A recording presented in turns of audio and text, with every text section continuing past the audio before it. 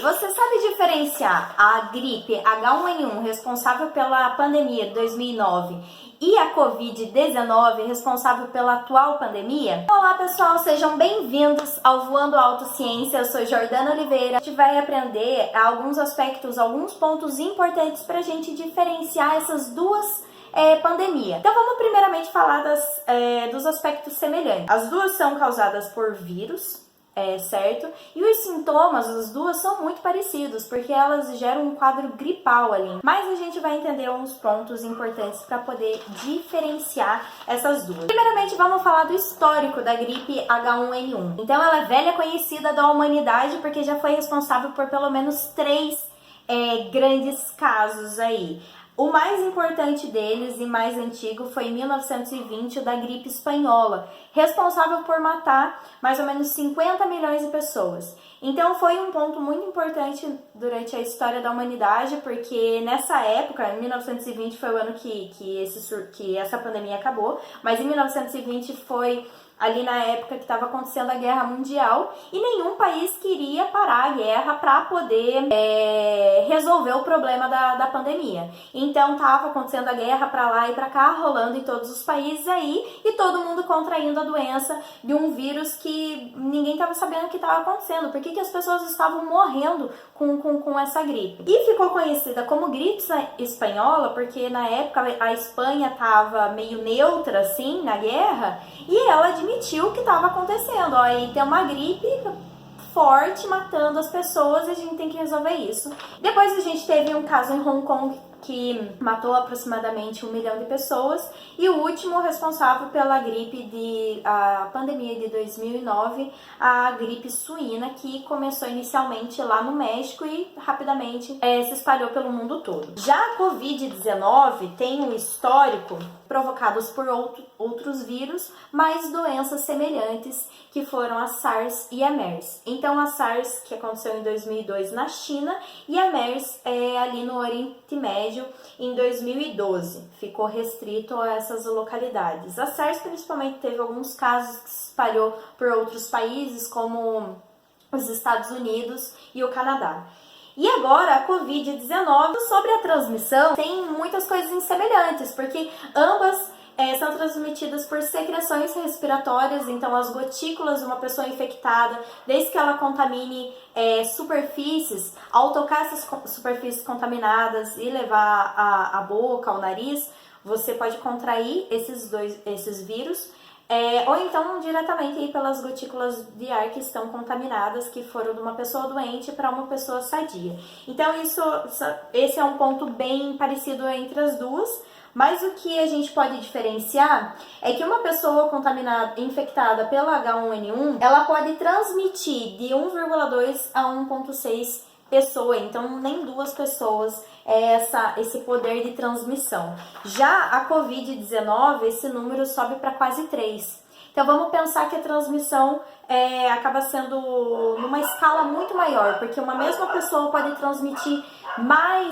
para mais pessoas esse vírus. Falando também sobre esse âmbito de transmissão, a gente tem que lembrar que o mundo de 2009 não é o mesmo mundo de 2019. Então, o processo de globalização, todas essas modificações que aconteceram durante esses 10 anos, acabam tornando que uma pandemia nos dias de hoje tem um cenário totalmente diferente. Então, para provar isso, para discutir um pouquinho sobre essa diferença de que 2009 é 2009, 2019 é 2019, eu peguei aqui o número de voos que aconteceram no Brasil durante o período de janeiro de 2009 e janeiro de 2019. Então, em janeiro de 2009, nós tivemos um total de aí um pouco mais de 78 mil voos.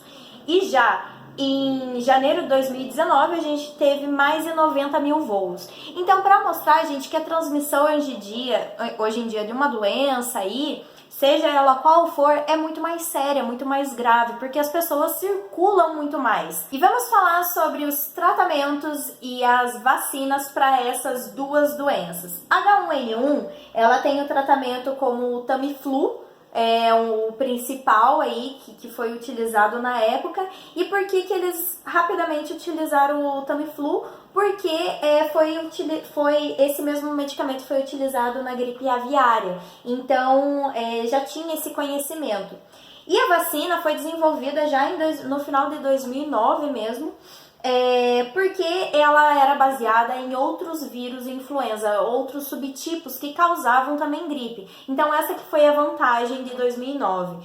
Já para Covid a gente ainda não tem tratamento e não tem vacina, então os pesquisadores estão intensivamente estudando, mas como se tratam de surtos de doenças relativamente novas, as coisas não são do dia para o outro. Então essa é a grande diferença. Por que a gripe H1N1 a gente conseguiu resolver tão rapidamente, já a Covid-19 a gente não teve a mesma situação. Bem, sobre a letalidade dessas duas doenças, a gente tem que 0,02% de mortalidade acontecia na gripe H1N1, enquanto de Covid é muito mais alto. Mas eu coloquei aqui um ponto de interrogação, porque ele é muito mais alto, mas a gente ainda não tem com precisão qual é a porcentagem que morre pela Covid. É muito mais alto que da gripe H1N1, a gente não pode negar isso, mas acontece que como agora que os testes estão sendo massivamente feitos, então vamos supor, a gente conseguiu fazer 100 testes, esses 100, 10 pessoas, 100 testes foram positivos, 10 pessoas morreram, então é 10% de letalidade, mas as outras pessoas que a gente não fez o teste. Então essa letalidade vai diminuir sim, conforme a gente consiga fazer esses testes de forma massiva. Mas ali, pelos números, a gente já conseguiu perceber que a taxa de letalidade é muito diferente, sendo que a da Covid-19 é muito mais alta. Sobre a biologia desses dois vírus, então a gente tem que a família Orthomyxoviridae é a família responsável por compreender os gêneros influenza que causam gripe, em forma geral, e infecta tanto seres humanos como diversos animais. E aqui o influenza A, o subtipo, é um gênero dentro dessa família que causa gripe. O subtipo H1N1 é o da pandemia de 2019, da gripe suína. Então a gente vê uma família bem compacta aqui, bem simples, de uma configuração bem simples.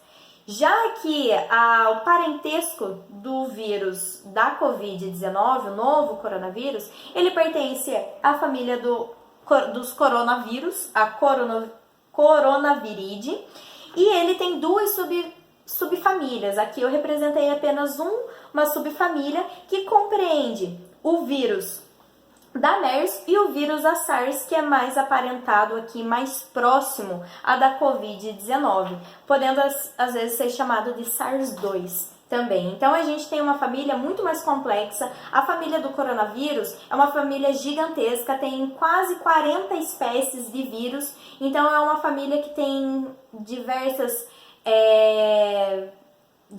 tipos ali de vírus, para serem estudados, o que pode complicar a vida dos cientistas quando eles forem desenvolver um tratamento, uma vacina baseado ali nas espécies, certo? Enquanto a família da gripe é uma família muito mais simples aqui, como vocês podem ver. Eu gostaria de encerrar o vídeo com as aprendizagens da pandemia que a gente viveu e da pandemia que a gente está vivendo. Sim, a gripe H1N1 foi um caso bem diferente aí, como a gente conseguiu entender no vídeo, mas o mais importante é que nós aprendemos a nos portarmos socialmente frente a uma pandemia, ou seja, lavar as mãos com frequência, utilizar álcool em gel, saber espirrar, saber tossir, saber que você não pode tocar em vários lugares, você tomar cuidado com o seu rosto. Então foram comportamentos que nós desenvolvemos em 2009, muito importantes, o que contribuíram